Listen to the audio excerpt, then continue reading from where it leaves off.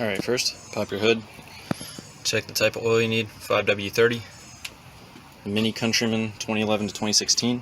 We're going to do the oil drain plug first. Of course, make sure you can take off your fill, but I mean, there you go. You can either use a Hex 5, which is what this is, or you can use a Torx 50. Either of these will work, and you're going to go under, if you're staring at the front of your car, you're going to go under the left side. We're going to drain the oil.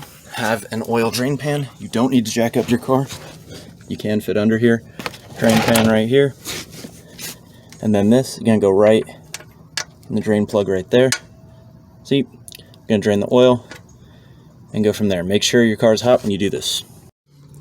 After you've pulled the plug, make sure to clean it. Use a glove to take it off if your engine's hot. Let it drain all the way. And then put the plug back in before doing the oil filter. I would also take the top off slightly so that you have less suction and more oil will drain.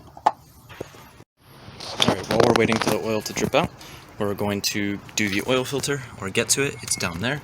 First we're going to take off the coolant overflow tank. This is a 10mm. Take this off and move it aside. If your car is warm, be careful. This will be hot, and you don't want to pull any of these hoses off as it could depressurize.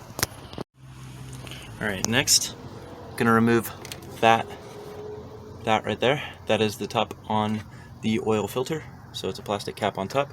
To take that off, you are going to need a 28mm socket, or you can get some type of expansion socket, but I'm going to use a 28mm.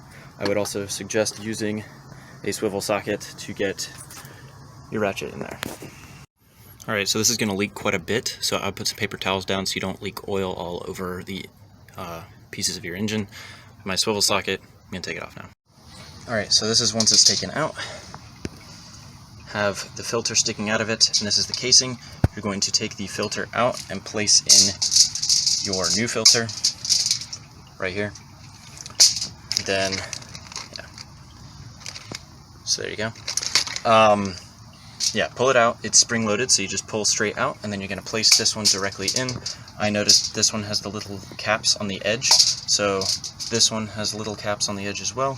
This side is flat, so I'm going to put it in that way, although I think this is completely reversible. So, alright, new filter in, old filter out. There is an O-ring on the edge here. Maybe you can or can't see it. I'm going to dip my finger in the old oil over here, and you're just going to put a nice thin seal on the O-ring here so that it doesn't get pinched when you replace it. Put the oil on here, replace it into the engine, and then we'll continue. Alright, I put the oil filter back in. Make sure to hand tighten this to begin with, and then torque it down slightly, not very hard. Remember, this is plastic you are torquing into the engine, so very light pressure. I think it says 25 Newton meters on it. Then we're going to replace the expansion tank. There is, the bottom of this expansion tank clicks into a place down there, so make sure that goes in first. And then you're going to slot it in here, and you're going to replace the 10mm screw or bolt. Alright, next we're going to replace the drain plug.